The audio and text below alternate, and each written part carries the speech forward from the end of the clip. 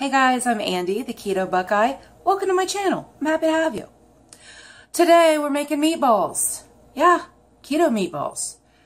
The problem with meatballs when you're eating out at a restaurant or even the frozen ones that you buy at the grocery store, they all contain breadcrumbs.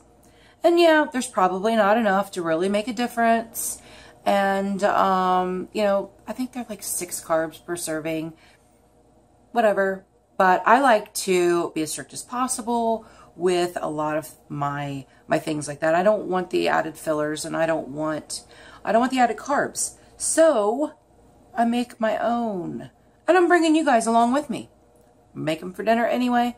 Might as well bring you along. So enjoy and stick around.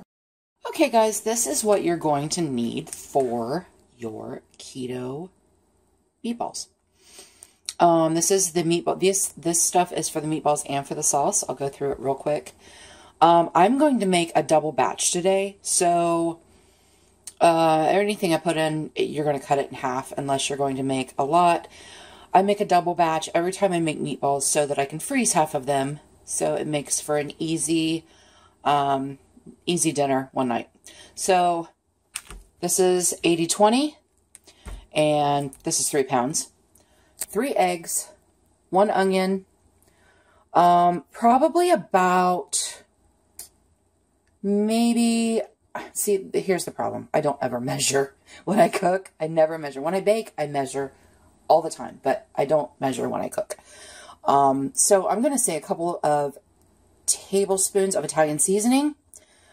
You're going to have probably a 1/4 cup of Parmesan cheese, shredded.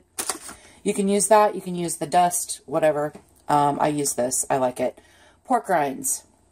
I'm going to make probably about a 1/2 cup of pork rinds total. And that's it for the actual meatballs. For my sauce, I have a can of crushed tomatoes.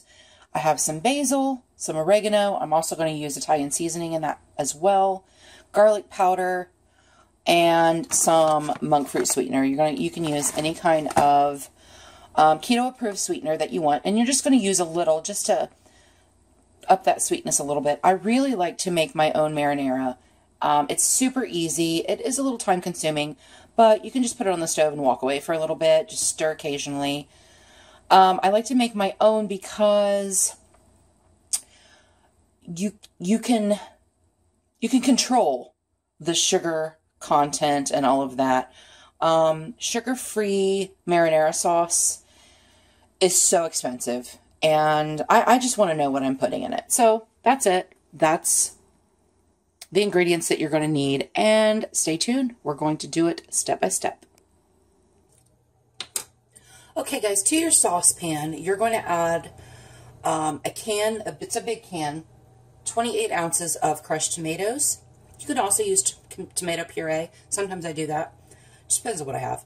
You're going to do a tablespoon of Italian seasoning, probably a 1/2 tablespoon of oregano, a teaspoon of basil, and about a 1/2 tablespoon of garlic powder. And then I just put in like a 1/2 teaspoon of the monk fruit sweetener. Tomatoes are already naturally sweetened, so whatever, add it to your liking, to your sweetness. And we're going to put that on a medium-low, and we're going to stir it up really good. We're going to put it on medium-low, and then we're going to cover it. And actually, I think I'm going to change burners so that this isn't in my way. I'm going to put it in the top burner. And you're kind of going to forget about it, except for to come back and stir occasionally. You want it to really, you're going to do that for about an hour, hour and a half, to let all those flavors marry together, and it's going to be really good. So do that, and we'll be back.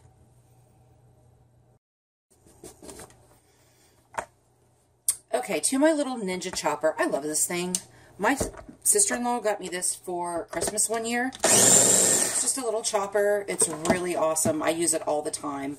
I put some pork rinds, probably about, I'd say a couple cups of pork rinds will make about a 1/2 cup of dust.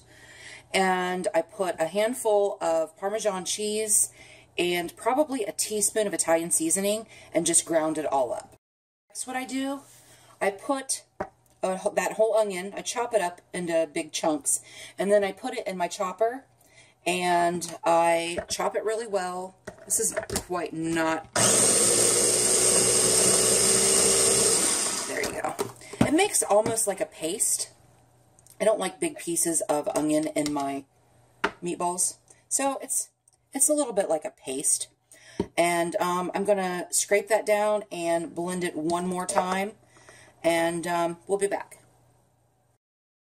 Okay, so the reason I make a paste out of the onion is it's just kind of like more of a filler, not a filler, a binder for the meatballs to stick together. We're not using breadcrumbs, so we need it to bind as much as possible.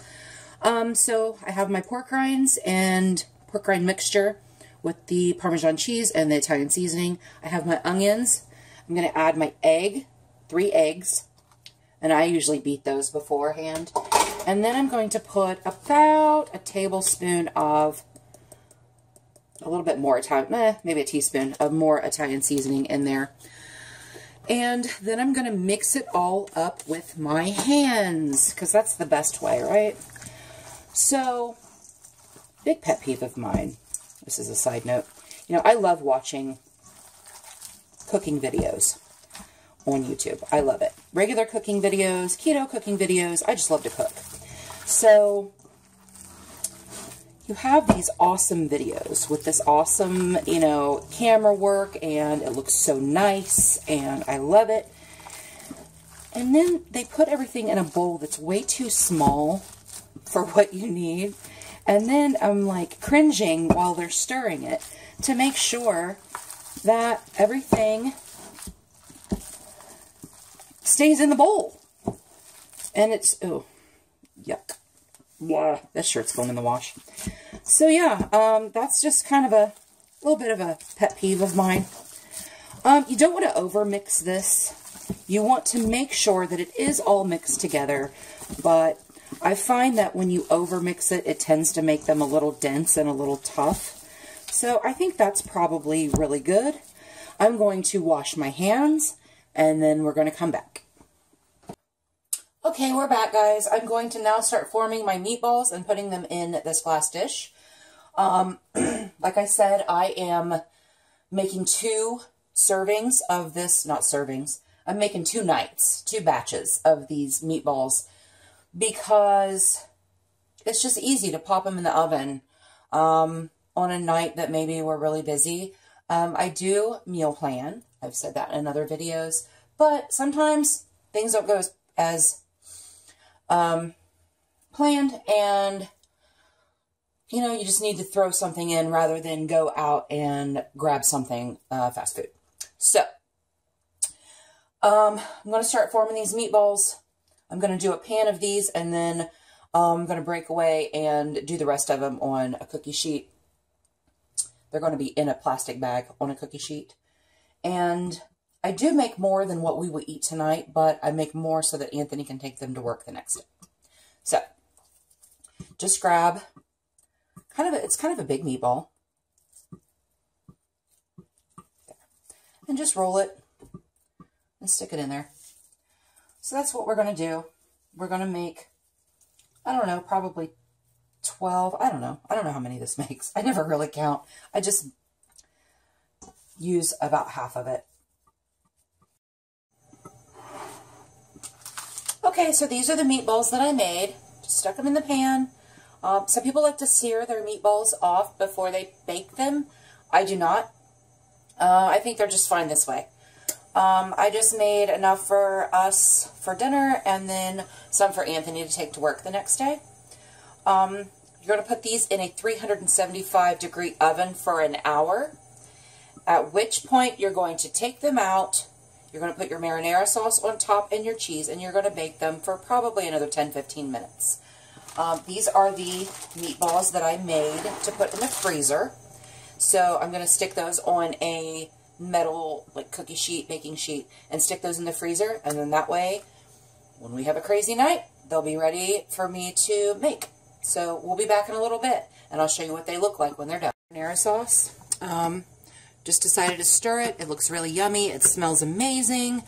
It's been, I don't know, half an hour since I put it on there, but you're going to let it cook down quite a bit, or I'm sorry. So like I said, you're going to let it cook for about an hour, hour and a half. You just really want those flavors to come together, and it's super easy. So, okay guys, the meatballs just came out of the oven. Now we're going to top them with half of this marinara sauce. The other half I'm going to put in the freezer. So just top them off like that. Put more on if you want. Whatever. And then top that with mozzarella. I usually use mozzarella and Parmesan. So just a good... that, and then some Parmesan, because I like them both together.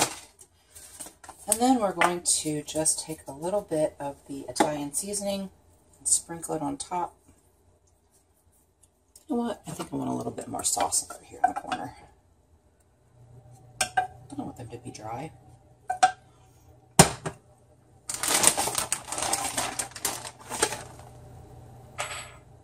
Okay, and then I'm going to put them right back in the oven for about 10-15 minutes. And I'll let you see what they look like when they're done.